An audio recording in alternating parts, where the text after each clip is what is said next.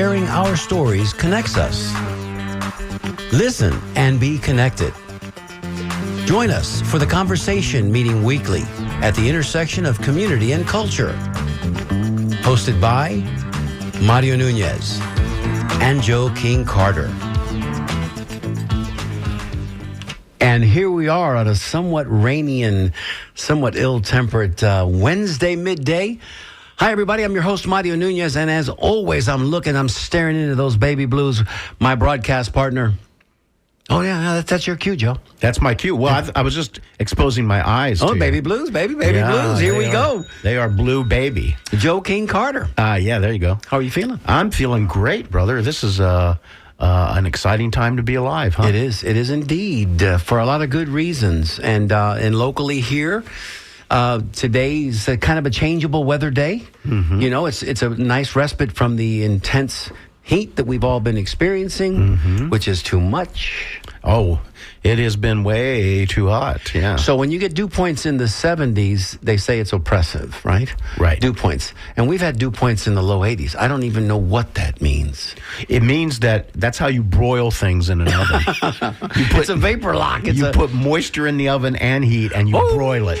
And when your skin begins to get a little red around the edges, that's what's happening. That's when you're done. Yeah. That's when you're done. There you go. No, I got to say it, man, because sometimes you get out of the car, and if you have you're in the air conditioning and whatever the shade car provides you with shade, and then you get out, and all of a sudden the back of your neck starts to get like sizzling. Remember that? Wham! It just starts to kind of like itch. It's like, what is that? It's uncivilized. It's just uncivilized to have this kind of heat. That's all there is to it. And we cannot have that. As you get to a certain age, you become less and less tolerant of all of that. Seems that way, yeah. What's been going on? Did you have a good week in the week off? I had a great week. I had last Thursday. I did a history tour in Ybor City for a group of actors, improvisational actors, with the Improvisation Festival that occurred at Hillsborough Community College in Ybor City campus. Our dear friends Justin Peters and Kelly Buttermore. Absolutely. And so,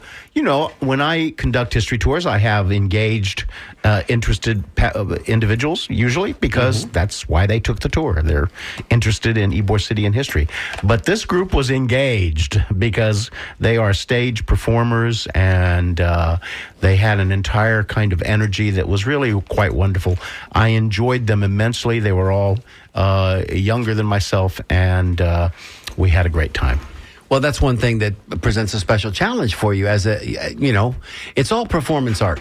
Joe, it's all performance art. So if you're out there doing a tour, I would assume that the more animated you are, the more you use your tones and your vocal qualities to make it interesting. Well, at the end of the tour, probably they're going to reach into their pocket a little bit deeper and say, "This guy, this was an hour or 2 hours worth my time." And and with the actors, it's a special challenge, no? Yeah, you know, it's reaching into their pockets isn't so important to me as the expressions on their faces. You know, that's what's really happening.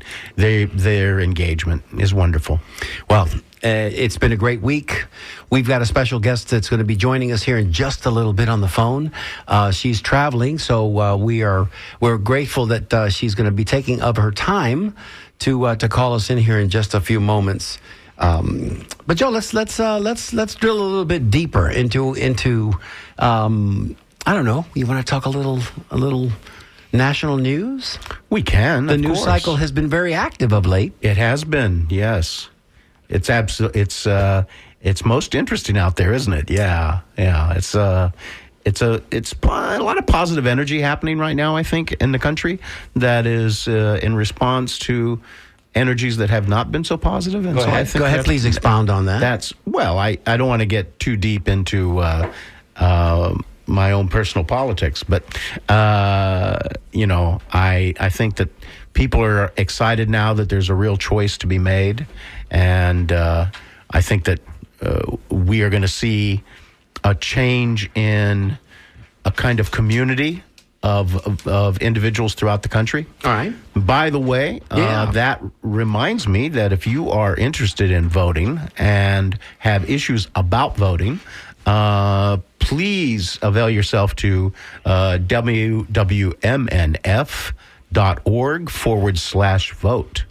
And there you will find information if you're having issues about voting, mail-in voting, what's going to be happening in November, all of that is there. And our local supervisor of elections office is always available to us as well if you need to know information about candidates, deadlines on voting, deadlines, of course, I think our deadline has already passed for asking for a mail-in ballot.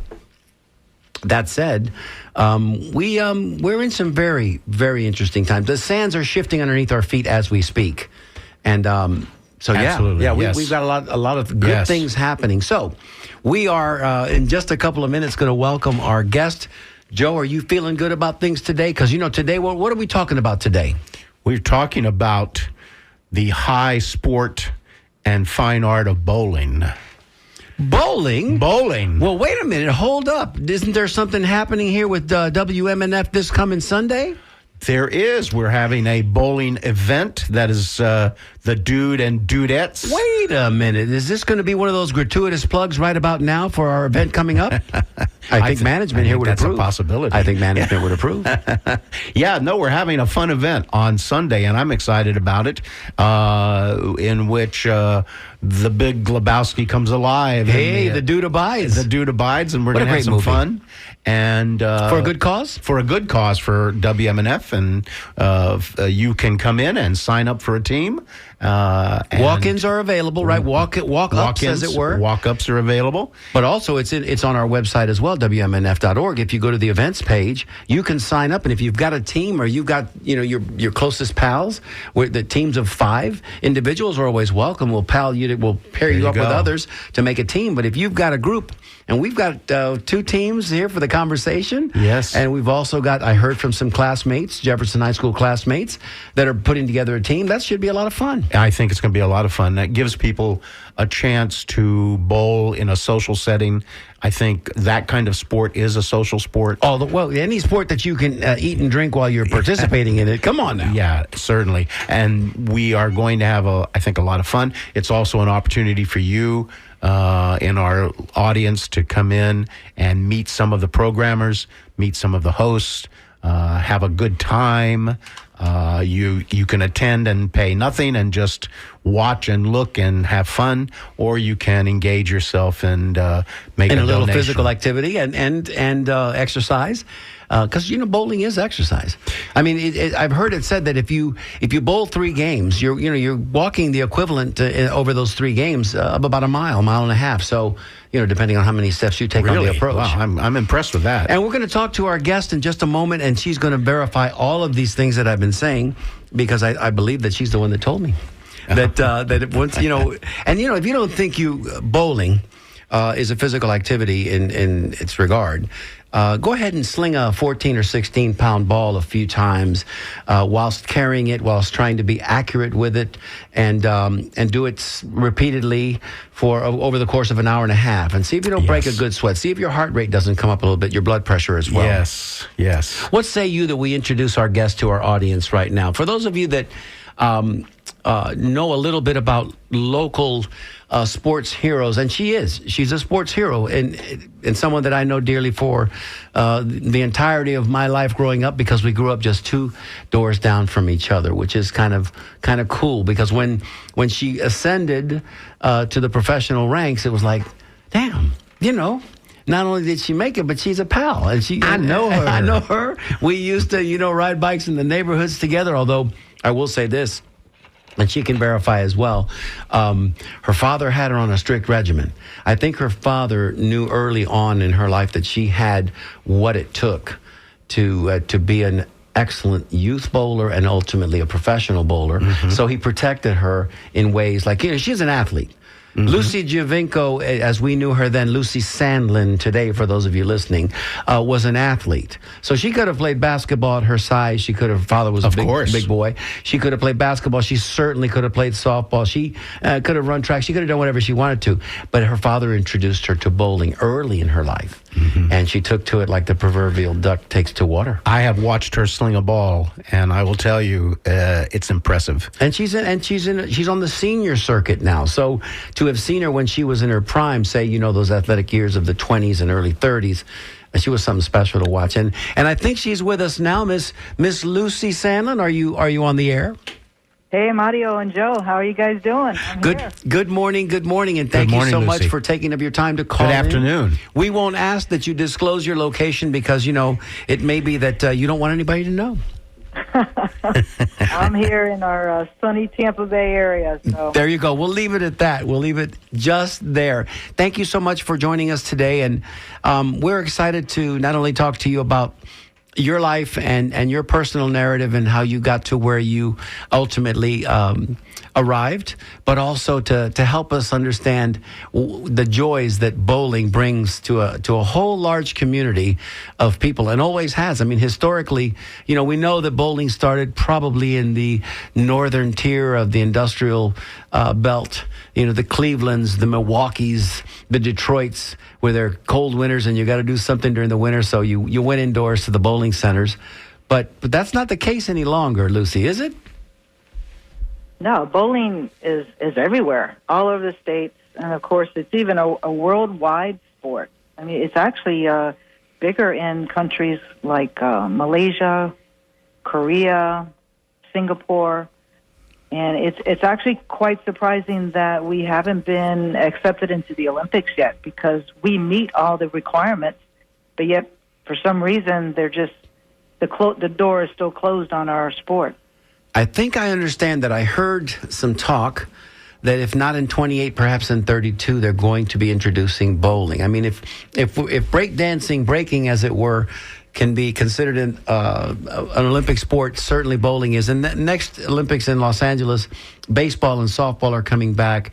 There's a couple of other sports that are making a return. But bowling, as you say, meets the international requirements. And can you imagine how cool would it be to be bowling for your country, right? Participating in a sport that you love for your country, wearing the USA uniform. And I've seen images, Lucy, of those bowling centers in places like Singapore and Japan and Korea and South Korea, and they're magnificent. These are bowling palaces. Oh, absolutely.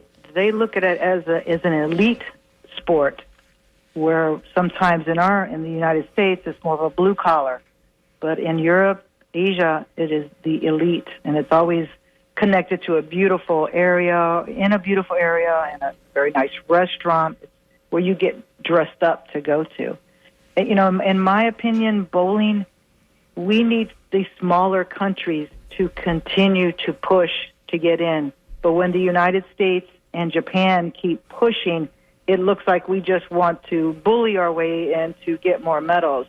But bowling is great even in the smaller countries where they need to start pushing instead of us. That's something that Joe and I sitting here would not really consider, but since you're so intimately connected to the sport, these are things, little nuanced things that make perfect sense. Because, yes, if you're looking from the outside and the larger countries with the larger population centers are trying to get in, yeah, it does kind of look like you're stacking the deck, like you just want to get more medals. But if this sport is as popular as you say, and we believe it is in the smaller countries, then they need to speak up as well. Bowling will be there, I believe, if not in 28, in 32. Joe has been chomping at the bit. He's got some questions for you because he wants to learn more about the Lucy that I grew up knowing. And since I know, I'm going to let Joe take the lead on that. Well, so Mario has this huge advantage and gift because he did grow up with you, Lucy. But I wanted to, before we get too deep into bowling, because it's seductive, I think, and it's going to take over the conversation, I wanted to talk a little bit about the Lucy personal narrative and unpack that a little bit. So let's talk, if you don't mind, a little bit about your childhood growing up, how you grew up, where you grew up, your parents. Let's talk a little bit about that. Sure, absolutely. I grew up in kind of the sidelines of West Tampa area, not too far from the current Jefferson High School. My mom and dad were bowlers, so I grew up in the bowling center, actually was in the nursery when I was a little kid, waiting for my parents to finish bowling league. There is a story that my parents have told me that the day I was born, my dad did not come to the hospital until after he finished his league bowling. Julio. I wouldn't be surprised. Yeah. But Dad started me at age 6. He did not want to start me until I was old enough or strong enough to roll the ball with one hand. because he didn't want me to throw the ball like a granny style between my legs, which a lot of the little kids would do at the time. So started at 6 and I just loved it. You know, he didn't have to push me to bowl. I was always pushing him to go bowling at Del Mabry Lanes, which doesn't exist anymore, which is very sad. Very sad. But, yeah, and then I started, I did other sports. I went to Tampa Catholic High School, and so I did sports, basketball, softball, and we also had a bowling league. So I stayed involved in all competitive sports, but then once I graduated, then I just stuck with bowling and went to Hillsborough Community College. There was a bowling team there, and my career kind of exploded for the good at HCC in that we had a strong group of young girls from the local area, and we just dominated any tournament we went to. And then I had the opportunity to win a regional tournament in Alabama. Our team did, but I was the highest girl bowler.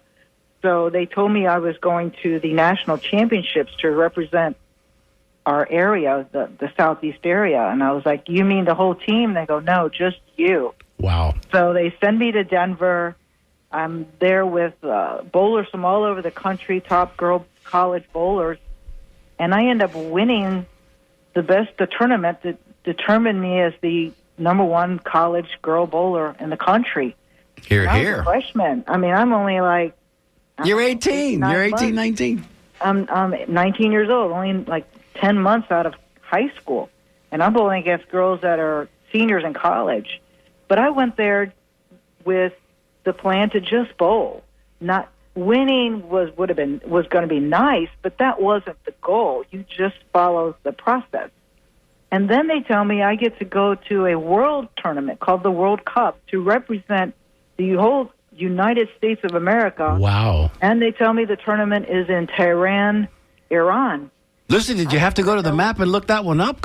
No. I went to the globe. Yeah, spin that thing a few times. It's fun to see where Iran was. So I go to Iran, and about this occurred in the tournament that I won was in April, and then the tournament in Iran was in November. So my coach called the top people in this event to find out what does my student Lucy need to do to win. And they laughed at her. They said, those college girls never win. They're always bowling against more experienced, older women from other countries. So they said that the college girls they peter out. They can't handle the longevity, the endurance. So then my coach, Dolores Alvarez from HCC, decided to make me start running track 3 days a week. Now I'm running track. I don't like track. I like to bowl. Who does? Who likes to run for no reason? Running. One time I even made believe that I fainted so I could stop. She knew that I was on the ground. She made me get up and run more. So I can honestly say the running track helped me win this tournament because when I went to Iran, it was cold and I didn't have enough clothes to keep me warm, and I caught a cold. So I was bowling with my bowling ball and a box of tissues. Every lane I would move me in the box of tissues because I couldn't, my nose was running, but my legs never failed me because of the track. So I win this tournament, and my hair, she wouldn't let me wash my hair. She didn't want me to get pneumonia. So my hair just kept getting oilier and oilier. And I'm begging her the last day, please let me wash my hair. She goes, nope. She just put like powder, like baby powder, all through my hair and brushed it through to get the oil out. It was quite comical, but my legs never failed me. I ended up winning the world championship at age 19, becoming the first American woman and at the time the youngest woman to ever win the world championship. Wow, Lucy! My whole life changed after that. I would assume. Lucy, let's. I'm sorry. Let's repeat that one more time. That's an amazing. That's an amazing moment. You became the world champion. Female. Just describe that again for me. I'm sorry. I'm going to step on it if you don't. The World Championship is called the World Cup. Yes. And this was the 7th year that they had allowed women. The World Cup had been going on for about 15 years, but there was no women involved for 7 years prior. Mm-hmm. So in 1976, representing the United States, I was the first American woman, and at the time the youngest to ever win the Bowling World Cup. Amazing. It was pretty cool. That's not a bell ring. Nothing. We have a superhero in our presence. That's what I said. And people listen. If she burst onto the scene, it was one of those things. And I think the reason that it happened, correct me if I'm wrong, Lucy, but she went there with zero to no expectation. She went there just because bowling presented such a joy in her life. She had a tremendous skill set, so she was very good. Mm-hmm. But being so young, being that this was the first kind of time around for women being in this particular tournament, mm-hmm. She just was playing with house money. Right. So, I mean, I'm thinking at that point, Luce, do you remember what you averaged for the week? Oh, it was probably in the 190 range. I did bowl on the finals. It was me against a lady from Sweden, and it was a 3-game total match. I believe my first game was in the 160s, and she had a 180 game. But then the second game, I shot 266, set a record for the highest game ever bowled by a woman in the finals, and she shot a 160.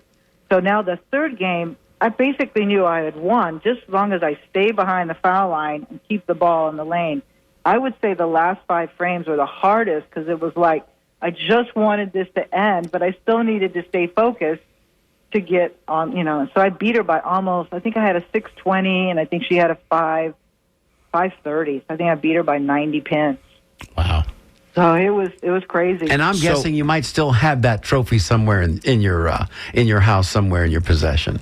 Well, that's a great story. I have the Bowling World Cup, and there's also 3 beautiful, intricate vases that was presented to me from Iran every time I qualified for the next step. So I have 3 beautiful vases and this Bowling World Cup trophy. And I told my brother about a year and a half ago, I said, when I pass away, I want this to go to the Bowling Museum in Arlington. And he says, well, why don't you just send it to them now? And I thought, that's kind of a great idea. I've enjoyed it for over 40 years. Why don't I give it to the museum to let other people enjoy the beautiful trophies? And so I did. I sent them to the Bowling Museum and Hall of Fame in Arlington, and it's been on display there for about a year and a half, and it's cool. Every time I go to visit, I get to see my trophies, and everyone else gets to see it. And they get to take a picture with you and your trophies. And is it Arlington, Virginia, correct?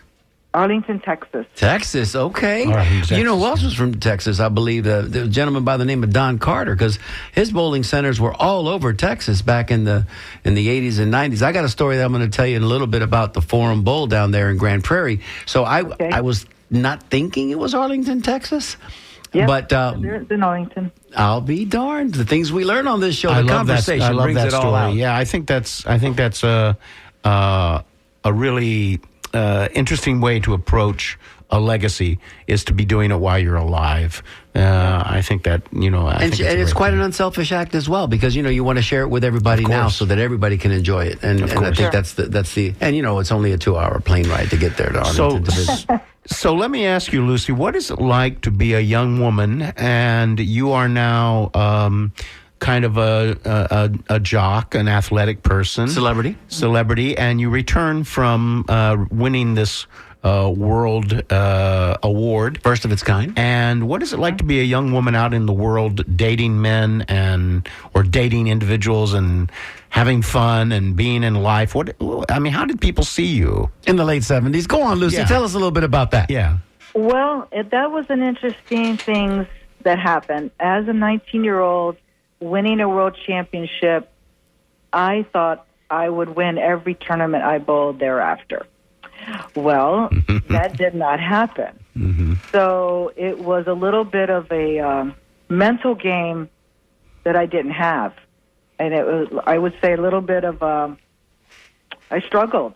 the pressure I put on myself. There you go. Every tournament thereafter, it got harder and harder to be a good player anymore. So luckily, my coach recognized it, and, we just got back to the basics. Just focus on the process. Follow your pre-shot routine, pick up your ball, wipe it down, look at your target, make the shot, one shot at a time. And because I was definitely going down a downward spiral because of the fact that I didn't know what to do. I thought I could just win just by walking in. You were Lucy Giovinco, for crying out loud. Yeah, interesting.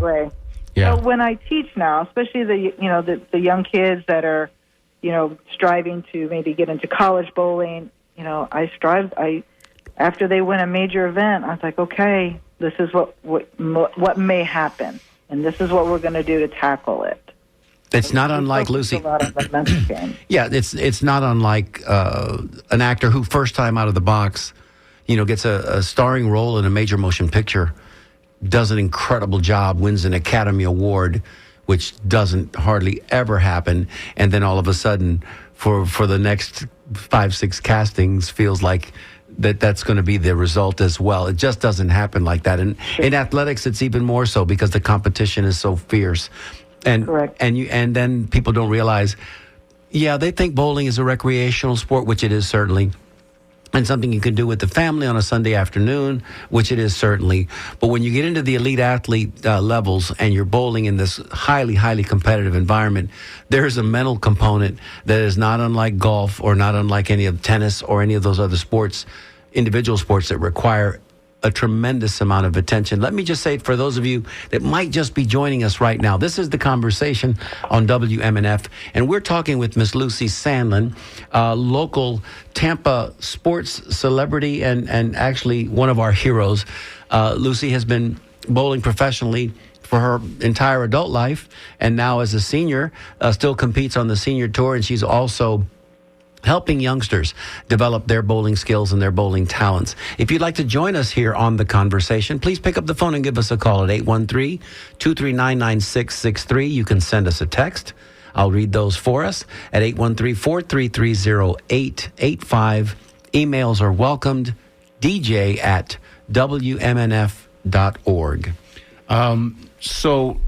So Lucy, what you're describing to me is kind of a philosophic, almost certainly psychological situation in which we all have to put one foot in front of the other every day. Back to basics. To make our lives work. And what you found was that you hit this high point and you came back down to this place where you just had to become a consistent good bowler, even though you'd won this award. Absolutely. I needed to just do the plan, work the plan that I used to become a champion. I just needed to keep focus on that. And I do that today, like when I bowl senior events. I've won 3 senior queens, but I still want to keep winning them, but I still need to follow the process. One shot at a time, one game at a time. You can't win the tournament in game 1 or game 2, but you certainly can set yourself into a big hole in game 1 and 2. So patience is a big part of our sport, especially when it's a long format. You cannot focus on the end. You got to stay in the present, in the moment, and rushing never helps anybody, especially with a good golf shot or with a good bowling approach, a bowling shot as well. When you think you're going too slow down because your feet are getting too fast, and the heart starts to race. There's so many different things, and then just like we marvel when we watch basketball players do what they do, and their ability to articulate a shot and do it over and over and over again. That's the essence of a professional bowler. That's the essence of reaching those elite levels. You've got to be able to repeat the action, and that's what sets, I think, the amateurs apart from the professionals. We did get an email from Andy Green. Let me read this real quick. It says, my granddaughter is starting college this week at Sam Houston University on a full scholarship. She's been bowling her entire life and really loves it. We're just excited for all the opportunities bowling has provided for her. So there you go. Thank you, Andy, for that inspiring email. The neat part about that is that, again, her academics, she's been able to, continue her academics on a bowling scholarship. And who would have thought that? Well, high school bowling and college bowling has just soared. We are a Florida High School Athletic Association, FHSAA sport, but unfortunately, Hillsborough County has not picked it up as a sport. Orlando has, Miami, and in the Tampa Bay area, all the Christian schools, as well as Brooks de Bartolo. So it's going great here in Tampa and in Florida. And as far as colleges, there are over 150 schools that offer scholarships to girl bowlers because a lot of them picked up women's bowling as an NCAA sport. So if there is a young lady that's out there that's in the 170 range, she would be able to find a school to go to follow her dream with bowling, but also find a school that has the curriculum she wants to pursue, and they have scholarship money to give. I have coached 5 girls that have gotten full ride scholarships all over different universities all over the country. And congrats to Andy's granddaughter. Sam Houston is a wonderful college team, and they have great coaches. So her career will definitely soar. And she's probably a pretty good bowler if she got a scholarship to Sam Houston. Yes, absolutely. Lucy, I got to ask a quick question. So in your experience in the years that you've been a professional and now a senior, any moments stand out, either, some of those moments that you witnessed something that you thought maybe you never would experience on the bowling lanes as it relates to your own professional career, or something that you saw that you thought you'd never seen? Not just a 7-10 conversion or just an 300 game, but something like, wow, that was record setting, or that was really, really impressive. Anything stand out to you? I think for me, it was my 3rd Senior Queens title at age 60. I had won one at age 50, another one at 56. The 60 was a big number, and I was motivated by the fact that I was left off the senior Team USA because I had turned 60. And even though I had won a bunch of gold medals when I was 59, at age 60, they left me off the team. And I wanted to prove that was a big mistake. So I just trained doubly hard, athletically, physically, as well as my bowling. And I went to the Senior Queens tournament at age 60 and dominated. I was top qualifier. I won every match.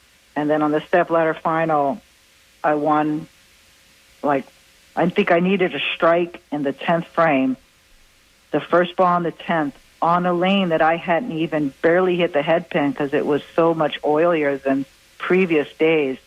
And I made a move to the right with my feet in my eyes to play a different part of the lane I had not played all week, but I knew I had to take a chance because I needed this strike to win.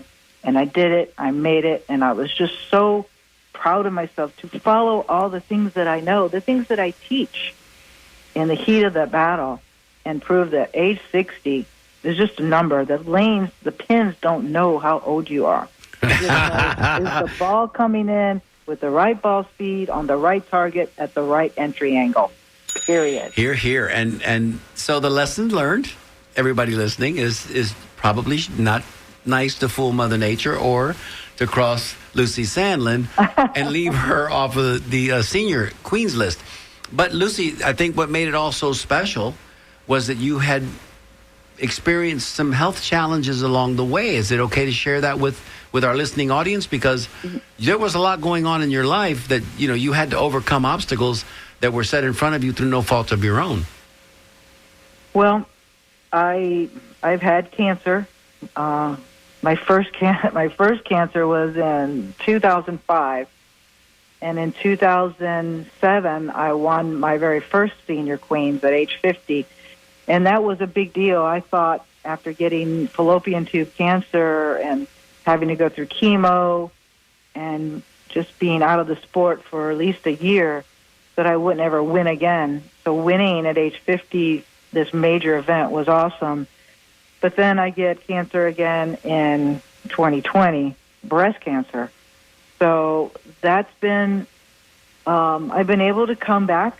You know, I've had the surgery, I've had a chemo pill, not the injection, but the pill, and I had radiation. That took almost 9 months before I could recover and get back to the lanes. But now it's 2024.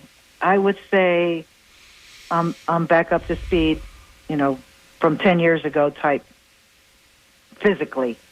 And still other parts, my knee's kind of breaking down, my wrist is breaking down.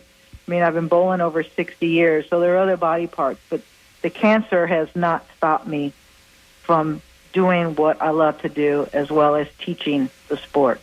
So, and we're grateful for that. And so many youngsters here in the area who are studying with you, and that's, I think, the proper term, because when you get a coach, there's curriculum involved. It's not just a physical activity that you go through. There are mental sessions, I'm sure, that you sit down before you even let them pick up a ball and say, okay, what's our approach today? What line are you going to be? You know, you've got to teach them about oil patterns. There's an intricacy to the sport and a nuance to the sport that maybe the average person doesn't realize. Yeah, let me say... Oh, that's so true. Yeah, let me say, Lucy, also that cancer, sadly, unfortunately, touches everyone's life. My mother died from breast cancer, by the way. And it touches all of our lives. And I also know so many people who have fought cancer and won that battle. And whenever they go through radiation, particularly, and chemo, all of those battles are tough.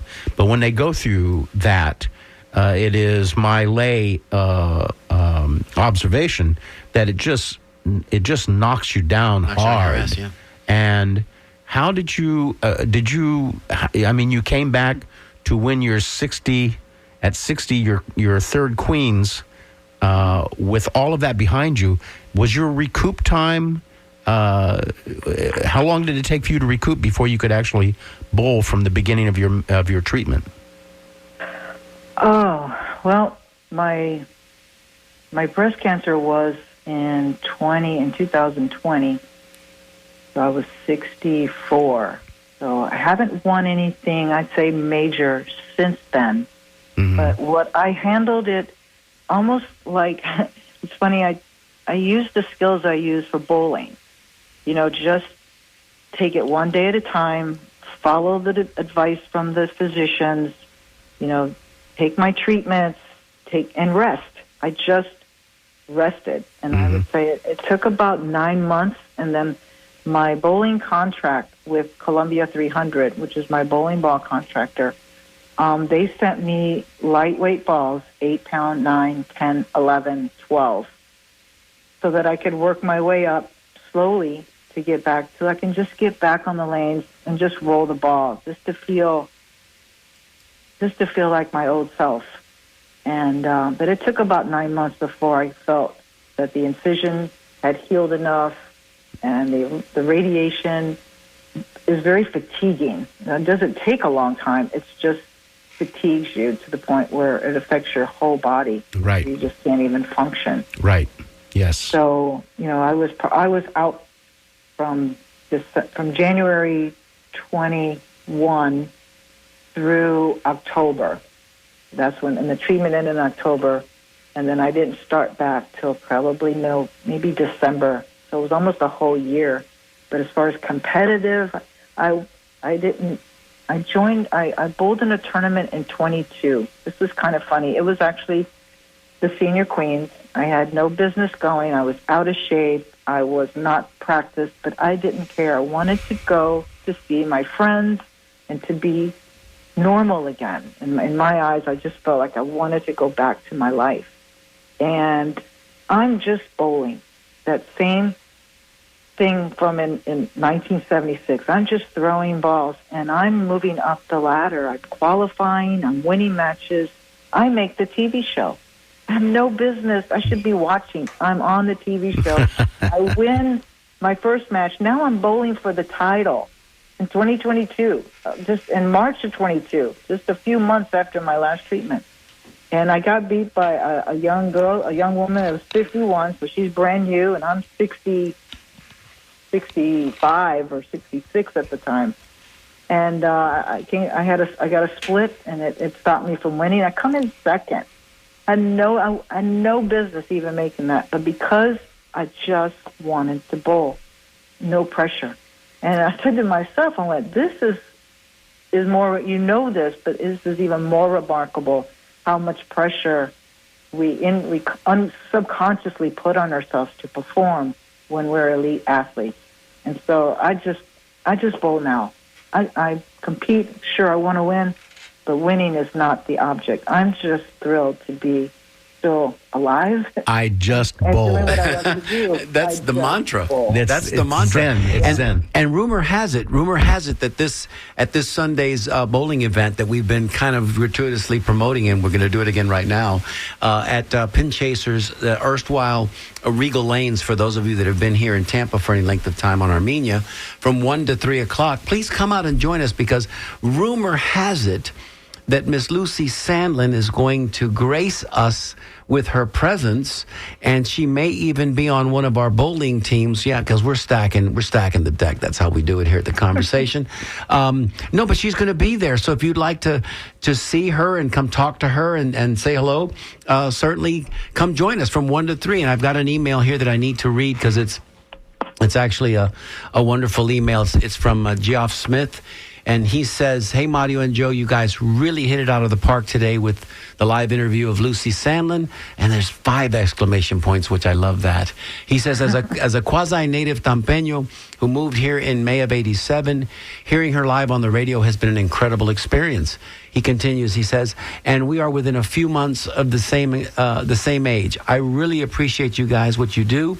And please congratulate Lucy on her incredible career for me. Thanks again, Geoff in Tampa." So I'm going to ring a bell, because that's a heartfelt and a wonderful email. Very nice. So there you go, Miss Lucy. Yes. Thank you, Jeff. Thanks, Jeff. You've got fans everywhere. Yes. And including, listen, somebody who grew up just 2 doors down from you and used to play at the field across the street from my house and all that good stuff. And we knew that Lucy could never participate with us, even though she was probably the better athlete on the block for many, many years, until the boys got a little bit bigger, maybe caught up. But early on, you ran faster, you were taller, you jumped higher than everybody else.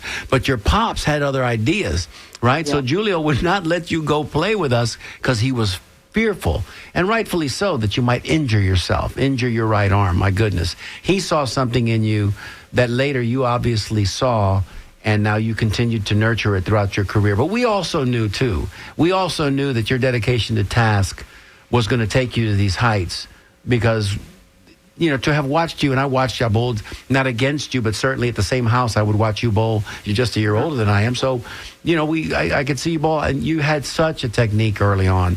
The backswing was incredibly powerful, and you just never lofted the ball. The ball just came out of your hand, and it was so quiet on the lanes. Talk to us a little bit about that, and when you had that experience as a young bowler, did you think, yeah, this is pretty natural to me, this comes pretty easy? I just loved to bowl. I mean, it's that simple. And I'm so grateful to my parents for putting me into this sport. And I honestly never believed I would leave the city of Tampa my whole life. And here, the sport of bowling has sent me all over the world. I have bowled in every continent represented by the Olympic rings. Wow. That is so cool. USA. Yeah, I've bowled 10 years on Team USA and 4 years on Senior Team USA. And I've seen the world, and I could almost, stop at many countries, and I would have friends that would bring me in and take me in, and we go bowling. It's just an amazing. I do remember telling my dad as a teenager, "Why didn't you put me into tennis?" Watching Martina Navratilova and Chrissy Everett making all this money. He says, "But Lucy, we bowled. This is what we did." Mm-hmm. Yeah, we're bowlers. I'm so grateful that he did put me in the sport of bowling, because I feel like my body staying out of the sun and doing a sport that takes your knees left and right and front and back versus just one general direction, that they walking forward and walking back. I saved my knees, where here I am 67 and I'm still able to. And you're still competing? Compete, yeah. Yeah. Another So email. I'm very grateful to my parents. I also never thought I would be. I'm in 7 bowling halls of fame. 7 halls of fame. It is just crazy to think that this little girl from Tampa, set the world on fire with the sport of bowling, and that's what I've done. And it continues now. My husband was a great bowler, was a great bowling coach, and even though he's passed away, he lives on in what I teach my students. Very nice. That's really, really kind of cool. Yeah, it is. And the name is on the back of the shirt that you wear so proudly because, well, let's just face it, you've got a contract. Because I tried to get you to wear one of our shirts at the upcoming event this weekend, and you told me, Mario, I can't. I'll take the shirt and I'll wear it somewhere else. And we're going to get it for you too, because we want you, when you go to La Segunda to get your Cuban sandwich, we want you to wear our shirt. Yeah. But that's what happens when you're in that game. That's part of the income. That's part of the world that you live in. You have sponsorships. You have somebody that provides you with your shoes. Somebody provides you with your bowling balls. And people don't realize, you can be in a tournament for a week and go through 6, 7, 10 bowling balls. And everyone requires drilling and everyone requires a lot of work. And until you find the right one. And then that may be for only that week. Because it goes week to week, and it's really an impressive cycle. Let me read this email that just came in, and listen, what we're finding out, Lucy, is Joe and I have to kind of temper our enthusiasm for getting phone calls, because when we don't get them, sometimes we feel a little crestfallen, like, well, maybe people aren't listening or they don't want to call in or I don't know what. But I think a lot of times when the conversation is so compelling, they don't want to necessarily disrupt the flow, but they're always listening. And like this email that I just received, they send in their heartfelt thoughts. And it says, please say hi to Lucy. We used to work together, and I'm going to butcher this, but is it Raymelt? Raymelt. Raymelt. My name is Marita.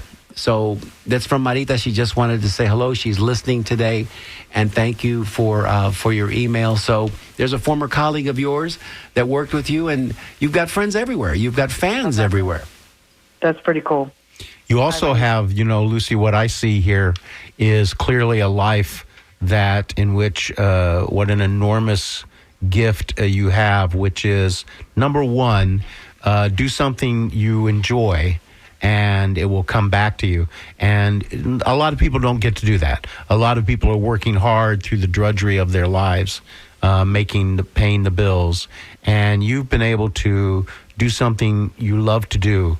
You are representing, in some way it has to be, you represent women and how women are seen in our society and how they can be equal to their male counterparts. And then you're therefore having a huge influence on young women, because young women are seeing you as someone to look up to. And I think that's just it's a remarkable thing for you to have in your life. Thank you.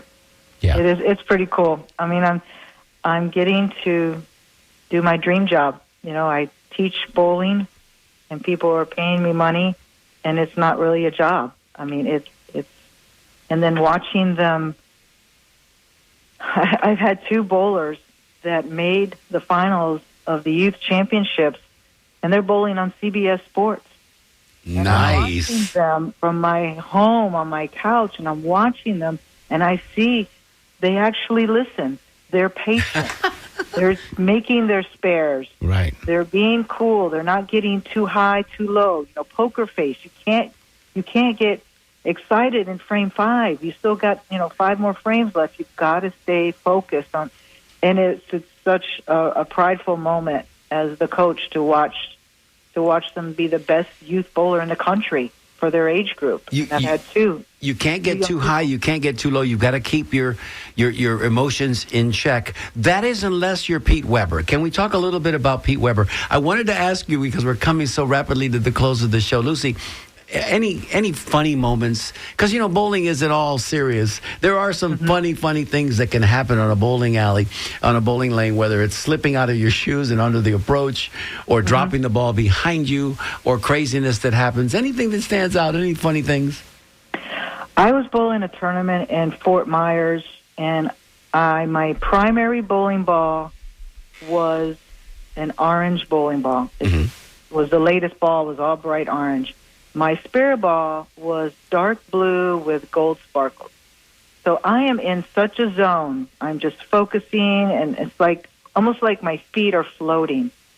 And I went to pick up my ball to make my shot, make my first ball throw, and I let it go. And I realized I just threw my spare ball. I just threw the dark blue ball instead of the orange ball.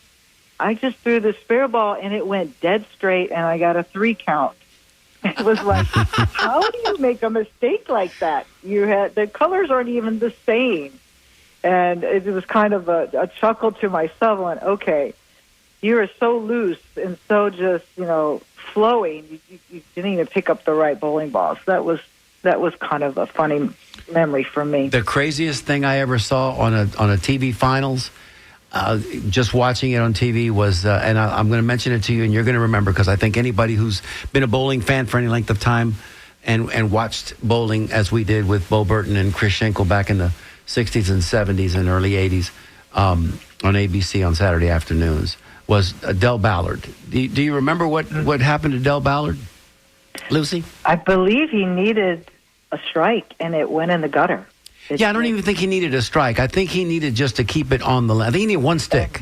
I think he literally needed to just keep it on the lane. And it came out of his hand and went immediately right. And I don't think it reached 15 feet before it went into the channel. And of course, there was a palpable hush that went throughout the bowling. A gasp, not a hush, a gasp. And then he immediately left the approach. He ripped off his glove. He was gone. He was just out of sight. But I've heard stories of bowlers that will take their bowling ball and go out into the parking lot and bounce it about 6 or 7 times, throw it, because it's just, we can't work with that ball anymore. The second part of that story is he gave that ball to that bowling center, and they put it on display in their big trophy case at that center. Of course, that's what you do. Of course. The following year, he went back to that tournament. Of course, he had a different set of balls, but he wasn't bowling well. So he asked the guy to take his ball out of the case so he could roll with it, because he thought that ball would be better. And he ended up bowling great with the ball that he went in the gutter with that was in the trophy case. That's a way to end the story. That's a story. That's a beautiful way to end the story. My goodness. Yep. So in the time we have left, we have just a short time. Very quickly, Lucy, for those people for coming out this weekend to our event at Pin Chasers on Sunday at 1. At 1, between 1 and 3. If you are someone who doesn't bowl and you teach bowling and your whole life is obviously bowling, to people who are not bowling enthusiasts or don't play regularly, but they think they might want to come out and have some fun, what would you say to them? Well, when they go to pick a house ball, pick a ball that fits their thumb the best. The thumb is the key digit that has to come out of the ball quick so the fingers can impart the roll. If they get a ball with a thumb hole too big, they're squeezing the ball, and then the ball would just kind of go in either the left gutter or the right gutter. So they may pick a ball that's lighter than what they could handle, but the thumb fits more properly. So that would be my best advice.